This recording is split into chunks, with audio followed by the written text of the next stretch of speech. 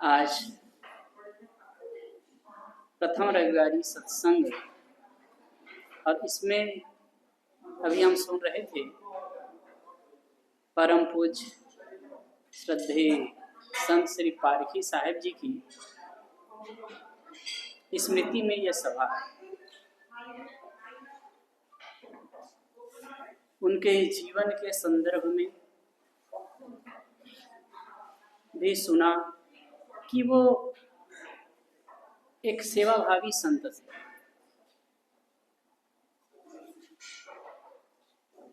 सेवा से तो ऊंचाई पर पहुंचे, कहीं भी जाते थे, बड़े बड़े भंडारा बनाते थे। यहाँ पुराने भक्त हैं, उन लोगों को पता है, अलग अलग जो कबीर आश्रम है वहां भी उनको बुलाते थे तो वहां भी वो भंडार में लगते थे। मालपूड़ा बनाना है तो रात रात भर वो बैठ के बनाते थे। और वैद्य भी तो गजब के। एक सज्जन कतार गांव में है, वो बता रहे थे कि उनकी मम्मी को घुटने का प्रॉब्लम है, तो एरंड पाक वो बनाए। उस समय शायद मेरे ख्याल से आज से करीब 30 साल पहले, कहे 2000 रुपए लगेगा, कहे, और 2000 में एरंड पाक बना के दिए तो कहे कि उससे बिल्कुल ठीक हो गया उनका। पग का दुखाव, सांधा का दुखाव था वो। बहुत सारी दवाई बनाते थे वो, बहुत सारे उनको इसके बारे में नॉलेज था। कुछ कुछ हमारे संत लोग भी करते थे, कुछ हम लोग अभी करते हैं, लेकिन गुरुदेव जी की आज्ञा हुई कि ये सब करने के लिए संसार के लोग हैं, उसके चक्कर में न पड़ो और अपना काम करो, और जो बन सके समाज की सेवा ज्ञान से करिए, क्योंकि ज्ञान से भी सेवा बड़ी सेवा होती है। हम तन से सेवा करते हैं, धन से सेवा करते हैं, ज्ञान से भी सेवा होती है, विचारों से सेवा होती है।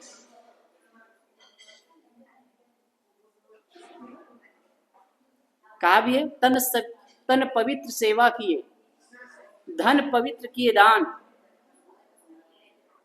और मन पवित्र तब होत है जब पाए गुरु ज्ञान। ऐसे कुछ आया है। पहली बात है तन से सेवा हो। उनके पास कुछ नहीं था। पहले जो दिल्ली गेट के पास में वो रहते थे, बिल्कुल भोयरा जैसे था, छोटा सा हाल था, वहीं पर रहते थे। और एक हनुमान जी की मूर्ति थी, वो रख दिए थे, वहीं रहते थे। कोई एनीवे कोई भी आए, रात के 12 बजे भी आए तो भी बना के खिलाते थे।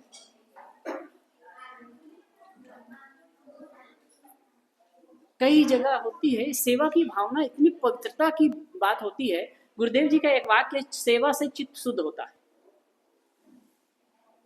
एक आप भारत से नेपाल जाएं तो नेपाल और भारत का बॉर्डर है सोनौली गांव है। अब उसके बाद में नेपाल का बॉर्डर है, नेपाल का जो बॉर्डर वाला गांव है वो भैरवा। वहां एक शर्मा जी रहते थे, अब तो सन्यासी हो गए, साधु हो गए। इतनी सेवा भावना की हद। पर डे 8, 10, 15, 20, 25, 30 ऐसे लोग आना ही है। साधु संत आते हैं, ऐसे भी लोग आते हैं। अगर वहां चले गए तो सबकी सेवा, रहने की, खाने पीने की व्यवस्था। और साधु संत आ गए तो अपने तरफ से जो बन सके उनको भेंट पूजा भी देते थे, और जाते समय हाथ जोड़ करके यही कहते थे कि पुनः पधारिए। सोच सकते हैं, आपके यहाँ 4 दिन लगातार मेहमान आने लगे तो हालत खराब हो जाएगी। मैं 2-3 बार गया हूं, और बड़े मीठे थे, बड़े अच्छे थे। कहे साहब ये मेरा कर्तव्य है। उन्होंने कहा कि गृहस्थ जीवन में हूं, ये मेरा कर्तव्य है। और अभी भी उनके बच्चे लोग हैं, इतनी सेवा भावना। और दुकान है उनकी, कपड़े की दुकान है, बहुत सारी दुकानें हैं जिसको वो किराए पे भी दे रखा है, तो जो धन आता है उससे सेवा करते हैं। गजब की भावना। ऐसे बैठे थे, उनसे बात कर रहे थे, मन भी इतना निर्मल, ओह क्या कहना। सेवा से चित्त शुद्ध होता है, ये बात हमेशा याद रखना चाहिए। एक गुजरात में एक संत हुए हैं, अभी तो नहीं है, कुछ लोग गए भी होंगे, ब्रह्म वेदांत जी। तो वहां गए तो वो भी चर्चा करते थे, और एक संत ने तो ये कहा कि अगर कहीं कुछ गुस्सा भी आए, कुछ हो, तो झाड़ू लगाइए, झाड़ू लगाना सीखो। कोई भी काम ना छोटा होता है ना कोई बड़ा होता है। चित्त की पवित्रता हो, चित्त की निर्मलता हो, या सहज भाव से करें तो आपके लिए पूजा। कबीर साहब ने कहा ना, जो कुछ करो सो पूजा, जो कुछ करो सो पूजा।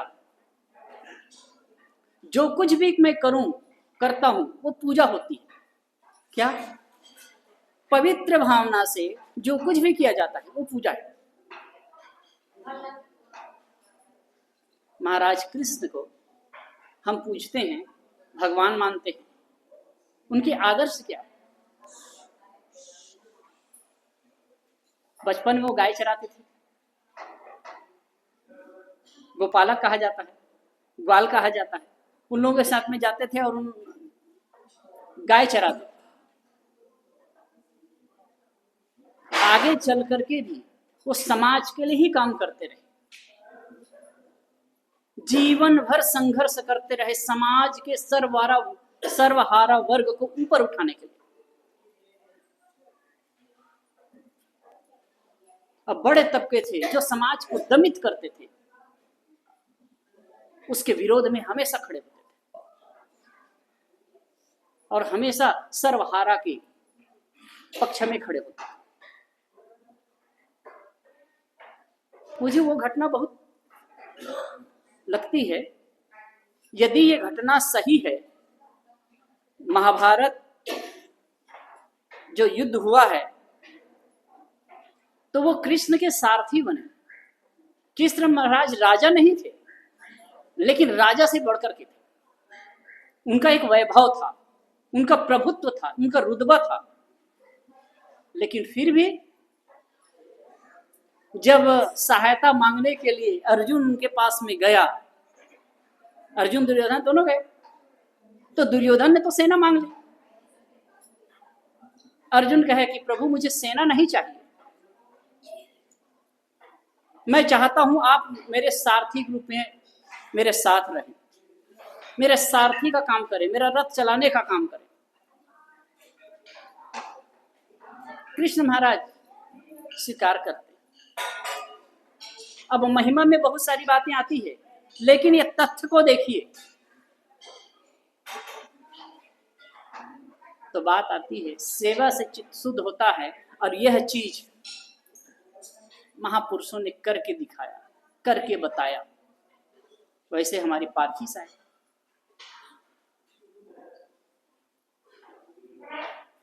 वो भी ऐसे करते थे, सेवा करते थे।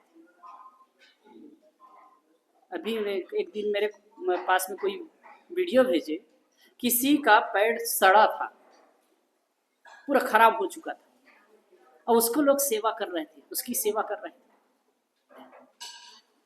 बहुत बड़ा दिल होता है, बहुत बड़ी उनकी भावना होती है, बहुत संवेदनात्मक हृदय होता है, तब ऐसा कर पाते। सामान्य बस की बात नहीं है, सामान्य लोगों की बस की बात नहीं है। कभी कभी मैं कहा करता हूं महात्मा उपगुप्त की चर्चा।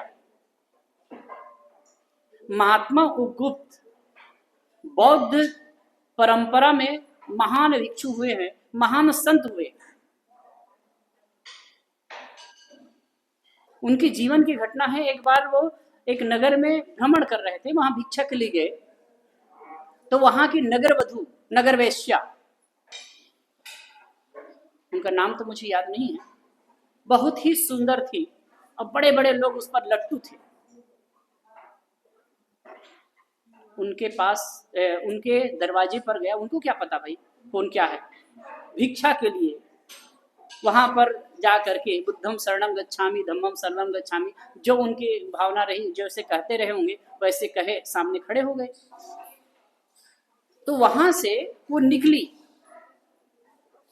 और उपगुप्त के शरीर सौष्ठव को देखकर बहुत प्रभावित हो गई, अभिभूत हो गई, मोहित हो गई वो। और वो कहती है कि भंते आप अंदर आइए, आपको भिक्षा में जो चाहिए वो मैं दे दूंगी।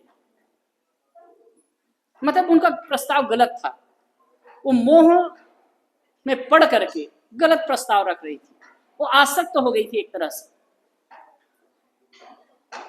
उपगुप्त दरवाजे पर खड़े खड़े ही कहते हैं कि देवी उचित अवसर आने पर जरूर आऊंगा। क्या कहा? उचित अवसर आने पर जरूर आऊंगा। वहां से वो चला गया।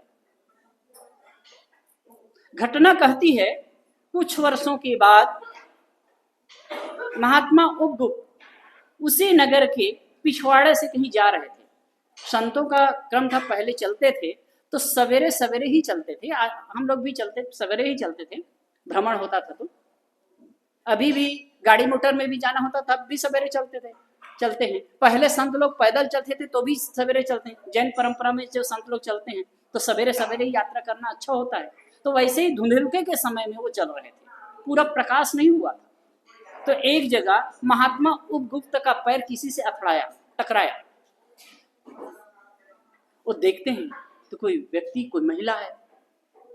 वो देख करके झुकते हैं तो उसके घावों से, उनको कोढ़ हो गया था, घावों से मवाद बह रहा था और पीड़ा से वो कराह रही थी, पीड़ित थी वो। जैसे वो महात्मा उपगुप्त झुकते हैं तो वो जो महिला थी, वो पहले जो वेश्या थी, वो पहचान ली कि ये महात्मा उपगुप्त है। लेकिन महात्मा उपगुप्त पहचान न पाए। उनको उठाए और एक पेड़ के पास में ऊंची जगह पर ले जाकर के बैठाए। तो उस महिला ने कहा कि भगवान आप उपगुप्त है ना? तो कि हाँ देवी मैं उपगुप्त हूँ। तब महात्मा उपगुप्त को भी पता चला कि ये वही महिला है। तो कहते हैं कि देवी मैंने कहा था ना, उचित अवसर आने पर मैं जरूर आऊंगा। तो कहे भगवान, वो महिला कहती है, हे भगवान, ना आज मेरे पास जवानी है और ना ही सौंदर्य है, मैं आपकी क्या सेवा कर सकती हूँ, मैं आपको क्या दे सकती हूँ? तो महात्मा उपगुप्त ने कहा, देवी तुम्हारे पास सौंदर्य है। जिस समय तुम बाह्य सौंदर्य और जवानी के मद में उन्मत्त होकर के अश्लील प्रस्ताव रख रही थी, उस समय मैं तुम्हारे बाह्य सौंदर्य को देखकर प्रभावित न हुआ, क्योंकि मैं जानता था कि ये जो बाह्य सौंदर्य है क्षणिक है, कुछ क्षण में बदलने वाला, और इसीलिए मैं तुम्हारे सौंदर्य और तुम्हारी जवानी को देख करके प्रभावित न हुआ। लेकिन देवी आज तुम्हारे ये रोगग्रस्त शरीर को देख करके मुझे घृणा भी नहीं हो रही। बहुत महत्वपूर्ण बात है। उस महिला ने कहा था कि मैं रोगग्रस्त हूं, कोढ़ग्रस्त हूं, मैं क्या सेवा कर सकती हूं? मुझे तो गांव वालों ने, नगर वालों ने बाहर निकाल दिया, घृणा की दृष्टि से मुझे देखते हैं। तो महात्मा उपगुप्त ने कहा कि देवी मैं आज आपके अंदर के सौंदर्य को निहार रहा। उस समय जो रूप और जवानी के अहंकार में पड़ करके तुमने अश्लील प्रस्ताव रखा, तो उससे प्रभावित न हुआ, क्योंकि मैं तुम्हारे शरीर के वास्तविकता को समझता था, शरीर की क्षणभंगुरता को, शरीर की परिवर्तनशीलता को समझता था। और आज तुम्हारे शरीर का जो कि ये दशा है, शरीर रोगग्रस्त है, इसको देखकर मैं घृणा से भरा नहीं हूं, मुझे घृणा नहीं हो रही है। बल्कि तुम्हारे अंदर के सौंदर्य को निहार रहा हूं, तुम्हारे आत्मा के सौंदर्य को निहार रहा हूं। कहानी कहती है महात्मा गुप्त उस महिला की सेवा करते हैं, चिकित्सा करते हैं और वो बिल्कुल ठीक हो जाती है। फिर आगे चल करके वही महिला महान भिक्षुणी होती है। सेवा का भाव का जगना बहुत बड़ी बात है, सबके बस की बात भी नहीं। कई बार आप लोग देखते होंगे ना कि लोग जाते रहते हैं, किसी का एक्सीडेंट हो गया, तमाशा बीन रहते हैं लोग, सैकड़ों की संख्या में खड़े हो जाते हैं, वीडियो बना, आजकल तो मोबाइल है सबके पास, वीडियो बना करके शेयर करते हैं। वीडियो बनाने के लिए उनके पास समय है, सेवा करने का समय नहीं होता है, उसको उठा दे कुछ कर ले। लेकिन उसी में से कोई होता है, कोई निकलता है और झट से उसको उठा करके और उनकी व्यवस्था करता है, हॉस्पिटल ले जाता है, कुछ करता है। ये संवेदनात्मक हृदय का होना बहुत बड़ी बात है। और मैं तो कहता हूं सेवा की जो भावना बात आती है तो और कुछ मत कर सके, इतनी सेवा करिए। हमारे भारतीय समाज का स्टेटस क्या हो रहा है, अपने घर को चकाचक रखेंगे, अपनी व्यवस्था बढ़िया करेंगे, घर से बाहर निकाल के कूड़े को डाल देंगे। ट्रेनों में हम सफर करते हैं, बसों में सफर करते हैं, देखते हैं अच्छे खासे एजुकेटेड लोग लिखते हैं, एकदम स्पेशल पहने ओढ़े हैं और सिंगदाना फल्ली खा रहे हैं, वहीं कचरा फेंक दिए, कुछ खाए वहीं फेंक दिए, ऐसे ही फेंक देते हैं। ऐसे में भी आज पारखी साहब की पुण्यतिथि पर आप सब आए हैं, उस निमित्त प्रोग्राम में आए हैं। एक संकल्प आप सबको लेना है, समझ रहे हैं? एक संकल्प लेना है, कभी भी आप सार्वजनिक जगह में जाएंगे, कभी भी सार्वजनिक जगह में जाएंगे तो अपने तरफ से कोई कचरा नहीं करेंगे। सही बात है, इतना कर सकते हैं? कितने लोग नहीं कर सकते? हाथ खड़े करें तो नहीं कर सकते? करते भी नहीं। नहीं, मैं कह रहा हूं क्या, इस चीज को समझिए, ऐसे करना है।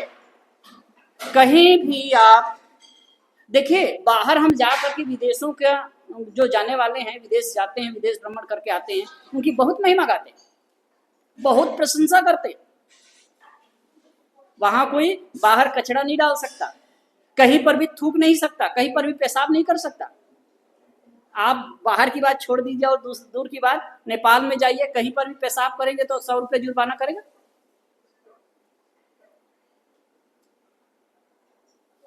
अगर इतना करिए, इतना कर लें तो बहुत बड़ी सेवा होगी। और मैं कहता हूं कि पारखी साहब की जो पुण्यतिथि पर उनकी याद में सच्ची श्रद्धांजलि होगी।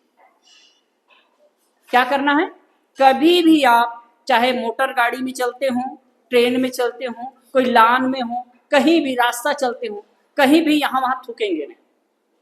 कभी कभी तो तरस आती, कई घरों में देखते हैं अच्छे स्टेटस वाले हैं, घर के कचरा को निकाल के बाहर फेंकते हैं। ये क्या तमाशा है? कई जगह होता है कि घर के बाहर नाली है, घर को इतना चमका के रखेंगे, नाली को थोड़ा साफ नहीं कर सकते, पानी भरा हुआ है। कई जगह देखता हूं, मुझे इतना दुख होता है ये सब चीज को लेकर के। पानी भरा हुआ है, गंदगी है नाली में, अगर कोई वो 2-5 मिनट भी साफ करे, 2 मिनट भी लगे तो वो ठीक हो सकता है, लेकिन नहीं करना है। आप सेवा करिए। अब ये करने से अच्छा लगेगा। हमारे इलाहाबाद प्रीतम नगर में आश्रम है, तो वहां पर हम लोग पहले रहते थे, अभी तो कम संत रहते हैं, दूसरे कबीर नगर में रहते हैं। तो रोज सवेरे उठ करके नाली को साफ करते थे, बाहर तक इतना साफ रहता था। यहाँ भी जैसे संत लोग हैं, सवेरे उठते हैं 4 बजे उठ करके, और कोई पोछा लगा रहा है, कोई झाड़ू लगा रहा है, कोई इधर उधर सब काम कर रहे हैं। अब इसीलिए इतना बड़ा आश्रम है, साफ लगता होगा आपको।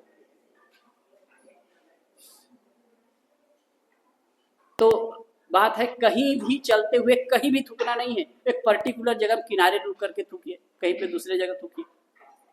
दूसरी चीज है, कहीं भी सार्वजनिक जगह में, एक सामान्य बात है, कॉमन बात है, लेकिन बहुत महत्वपूर्ण है, छोटी छोटी बातों को लेकर के हमारा जीवन बनता है।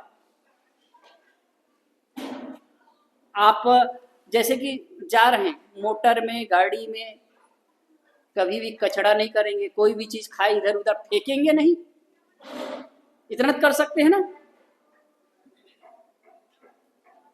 एक बार हम लोग ट्रेन में जा रहे थे, अच्छे खासे लोग थे, बैठे थे, पिता पुत्र थे और 2-3 लोग थे, पूरा परिवार था। और वो जो सिंगदाना वाला, वो छोतरा के साथ में, छिलके के साथ में फली ले करके और खा रहे थे। अब खा करके वहीं पर डाल रहे थे, एसी में, 3 टायर एसी था, अब डाल रहे थे। तो मैं थोड़ा सा इशारा किया, मुझसे रहा नहीं गया।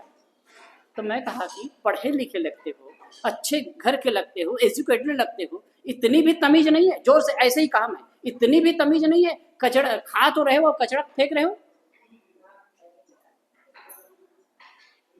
पूरा उठाइए तुरंत इसको, सबको डांट करके कहा।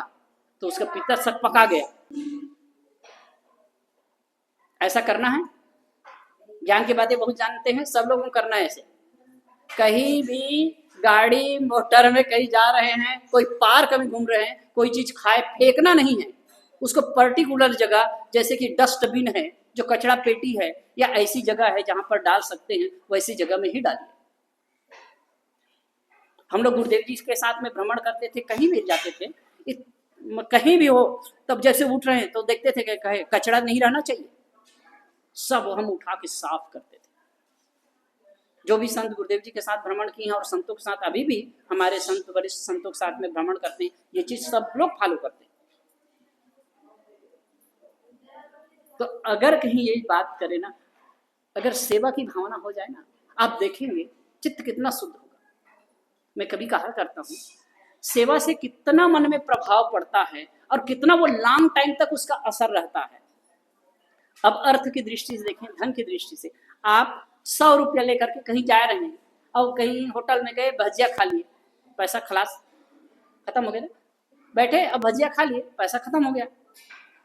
दूसरे स्तर पर देखें तो पैसा लेकर के जा रहे थे और कोई आपके पैसा को छीन लिया, उसमें भी पैसा चला गया। अब तीसरी अवस्था यह है कि कोई एकदम भूखा प्यासा है, अब उसके 100 रुपया से कुछ, 100 रुपया का कुछ ले करके खिला दिया। तीनों स्तर में, तीनों स्थिति में पैसा आपके हाथ से चला गया। अब बताइए, मान ले जाए 2 महीना बाद या कभी वो याद आएगी वो बातें, अगर कहीं आप पैसा लेकर के गए और होटल में खा लिए, उसको याद करोगे, खुशी होगी आपको कि मैं खाया भाई, मजा आ गया, क्या लगेगा? दूसरी बात, आप पैसा लेकर के गए और किसी ने छीन लिया, जब भी उस बात को याद करोगे, विषाद से मन भर जाएगा, है कि नहीं?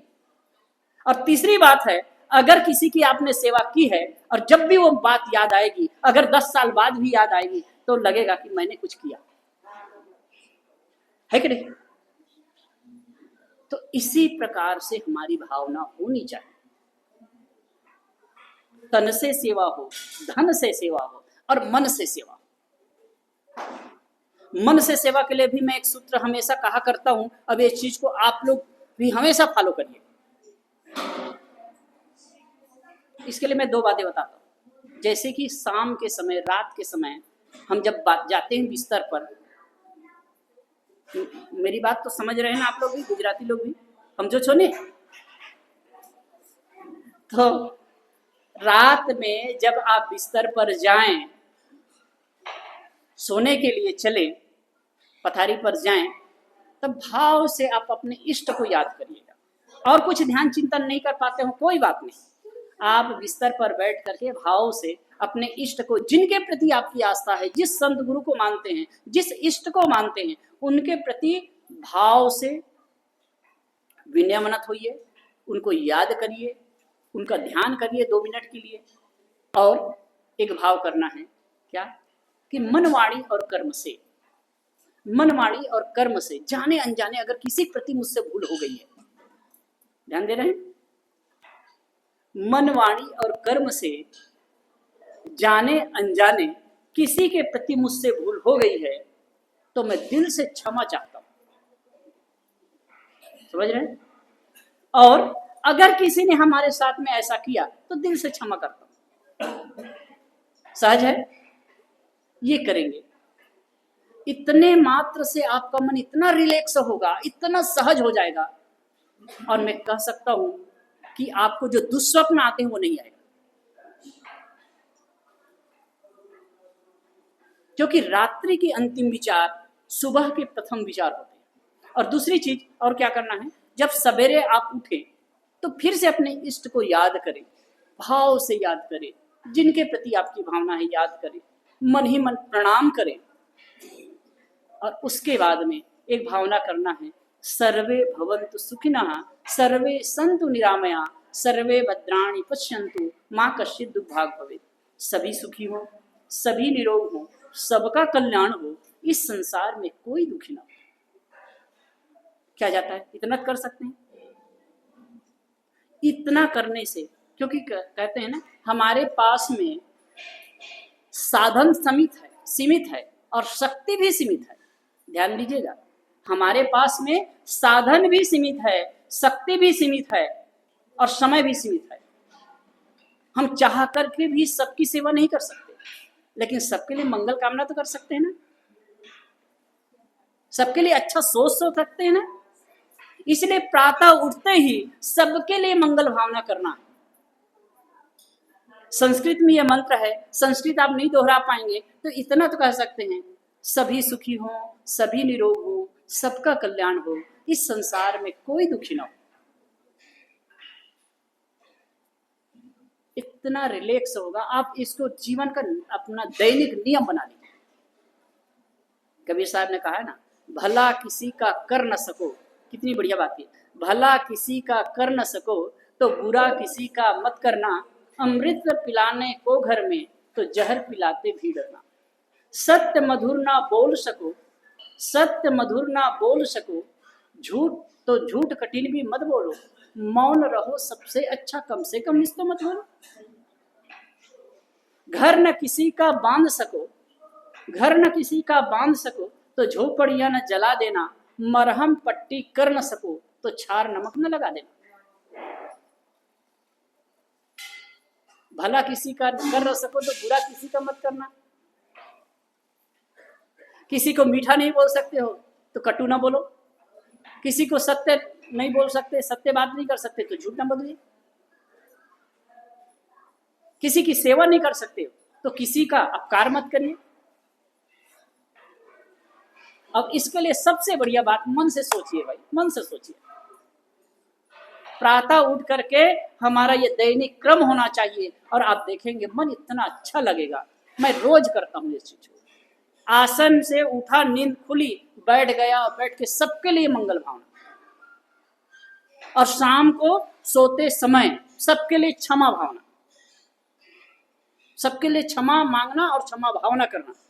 क्योंकि हम जाने अनजाने कुछ ना कुछ तो गलती करते हैं, कुछ ना कुछ तो पाप होता ही है। तो आप ये भाव करते हैं ना, एक आध्यात्मिक प्रवृत्ति नहीं, एक सहज प्रवृत्ति होनी चाहिए। अब इतने मात्र से मन इतना निर्मल और पवित्र होने लगेगा कि क्या पूछना। आज पारखी साहब जी की पुण्यतिथि के निमित्त एक प्रोग्राम है, उनकी छत्र छाया में हम सब बैठे हैं। उन्हीं का देन है, उन्हीं का पुरुषार्थ है कि आज इतना बड़ा आश्रम है और आप सब आते हैं। जो कुछ हमसे बन सकता है टूटी फूटी हम सेवा कर पाते हैं। पूज्य श्री पारखी साहब जी को सत सत नमन है। उनको तो हम वाकई में भौतिक रूप से देखे नहीं थे, उनकी चर्चा ही सुने हैं।